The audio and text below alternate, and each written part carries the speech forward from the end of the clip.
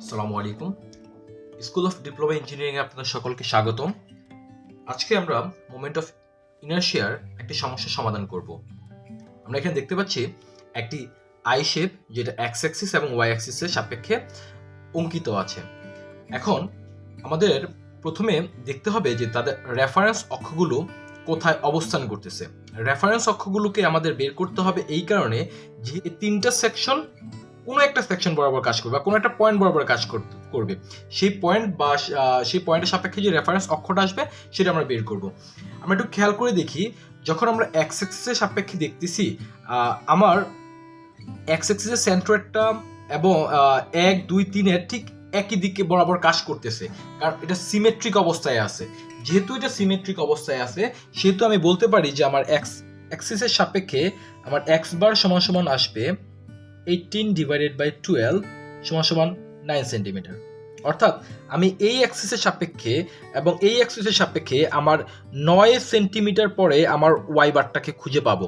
এবং যখন এইটাতে 3 নম্বর সেকশনে আমার যেই পয়েন্টে 2 নম্বর এবং 1 নম্বর পয়েন্টে ঠিক একই সেকশন বরাবর আমার রেফারেন্স অক্ষটা কাজ করবে। এখন আমাদের যেটা বের করতে হবে সেটা হলো আমাদের ওয়াই বার।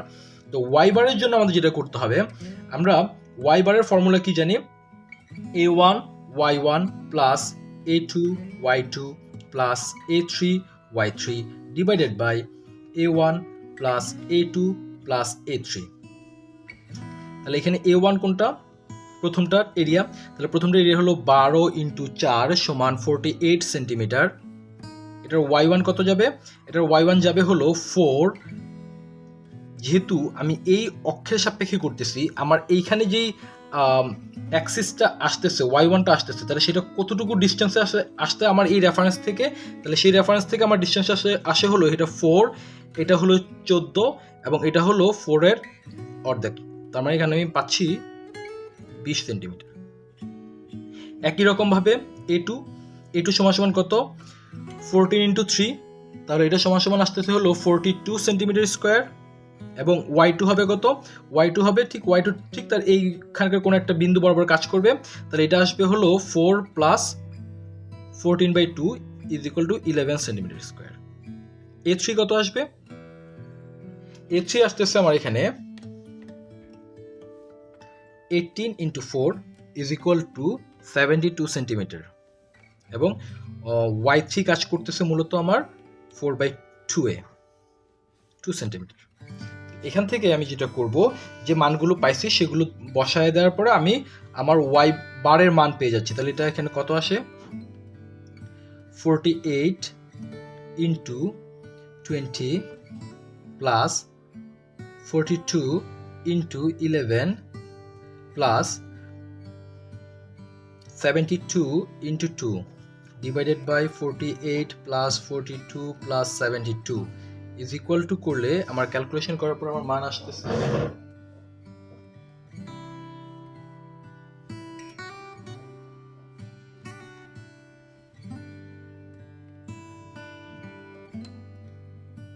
9.67 সেন্টিমিটার। অর্থাৎ আমি আমার রেফারেন্স যদি অ্যাক্সিসটা দেখি, আমার ওয়াই অ্যাক্সিসের রেফারেন্স অ্যাক্সিসটা আসতেছে এই বরাবর, এটাকে আমি ওয়াই প্রাইম বলতেছি। এবং এক্স অ্যাক্সিস বরাবর আমার যে রেফারেন্স অক্ষটা যাচ্ছে সেটা হলো 9.76 centimetre.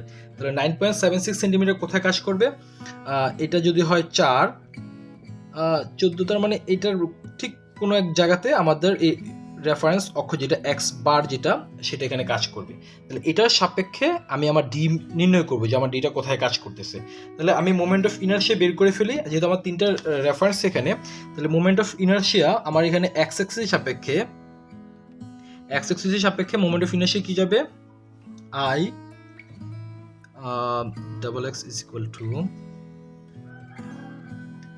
x1 plus x2 plus x3। তাহলে x1 এর জন্য formula b d cube divided by 12 plus a d square plus b d cube divided by 12 plus a d square. একই রকম ভাবে plus b d cube divided by 12 plus a d square. এখানে প্রথমটার জন্য a1 দ্বিতীয়টার জন্য 2 এবং তৃতীয়টার জন্য 3, বুঝার সুবিধার্থে। তাহলে B1 এর জন্য আমাদের মান কত? এখানে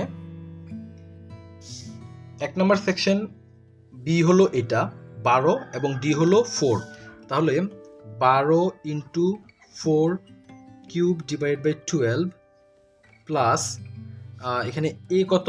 A 1/48 ইন্টু ডি হলো আমার এই যে রেফারেন্স যে অ্যাক্সিসটা ছিল সেটা আমরা কত বের করছি? 9 পয়েন্ট, এই যে পয়েন্টটা 9.67, এটা থেকে আমার এই যে সেন্ট্রয়েড ছিল ওই সেকশনের সেটার ডিস্টেন্সটা কত? তাহলে আমি বের করে ফেলি 9.67 মাইনাস আমাদের ওইটা ছিল কত? A1 ছিল 20, তাহলে এটা হবে 20 স্কোয়ার প্লাস 2 নম্বরটার বি হবে এতটুকু, তাহলে এটা হবে 3 ইন্টু ডি হবে 14 cube divided by 12 plus area আমরা জানি 42 ইন্টু আমাদের সেন্ট্রয়েড ছিল 9.67 মাইনাস আমাদের এই পয়েন্টের সেন্ট্রয়েড ছিল 11, তারপর স্কোয়ার প্লাস এটার বি আসছে 3 নম্বরটার বি হলো 18, তাহলে 18 into 4 cube divided by 12 plus 72, A3 ছিল 72 ইন্টু 9.67 মাইনাস 2 সেন্টিমিটার, কারণ আমার y2 ছিল 2, এটা ইজ ইকুয়াল টু, সো এটা যদি করি আমার মোমেন্ট অফ ইনার্শিয়া আসে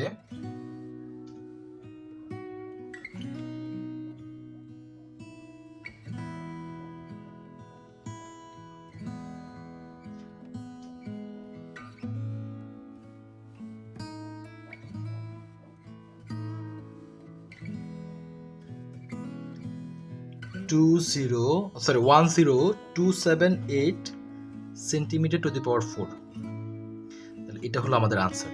যদি আমাদের এক্স অ্যাক্সিসের সাপেক্ষে বের করতে বলে, যদি ওয়াই অ্যাক্সিসের সাপেক্ষে এখানে বের করতে বলতো, যদি ওয়াই অ্যাক্সিসের সাপেক্ষে বের করতে বলতো তাহলে আমরা এটা কি করতাম? আমরা এই এরিয়াটা আমাদের পরিবর্তন হয়ে আসতো, যেহেতু এটা একটা সিমেট্রিক হিসেবে আছে, অর্থাৎ একই লাইনে আছে, তার মানে আমাদের কিন্তু এ ডি স্কোয়ারের এই পার্টটা প্রয়োজন নাই যখন আমরা আই ওয়াই ওয়াই এতে করব। আই ওয়াই ওয়াই ক্ষেত্রে আসবে B1 D1 cube divided by 12 plus B2 D2 cube divided by 12 plus B3 D3 cube divide by 12। যখন আমরা ওয়াই সাপেক্ষে যাবো তখন বি হয়ে যাবে ডি, ডি হয়ে যাবে বি, তাই না? তাহলে মানে এটা এভাবে করা যাবে না, তো এটা হয়ে যাবে কি? এটা হয়ে যাবে যে 4 into 12 cube divide by 12 plus 14 into 3 cube divided by 12 plus এটা হবে 4 ইন্টু 18 কিউব ডিভাইড বাই 12। তাহলে এখান থেকে আমাদের মানটা আসবে 255.1.5 সেন্টিমিটার টু দি পাওয়ার 4। আচ্ছা, এখন আমরা বলতে পারি যে এখানে এ ডি স্কোয়ারটা কেন আসতো না, তাই না? একটু খেয়াল করে দেখি আমাদের সবগুলোর সেন্ট্রয়েড কোথায়? এই জায়গাতে, এই বরাবর, এবং আমার সবগুলো সেন্ট্রয়েড এবং প্রত্যেকটা আলাদা আলাদা সেন্ট্রয়েড এক জায়গায় আছে। তার মানে আমি কি যে ডি স্কোয়ার যে নেওয়ার কথা, তাহলে ডি স্কোয়ারটা অ্যাকচুয়ালি কি 0 আসতেছে না? তাহলে 0 আসলে আমাদের এই পুরো পার্টটা 0 চলে আসে, তো এটা 0 চলে আসলে আমাদের তো লেখার দরকার নেই, আলটিমেটলি আমাদের কিন্তু এটাই থাকতেছে। ওকে, থ্যাংক ইউ সবাইকে, আসসালামু আলাইকুম।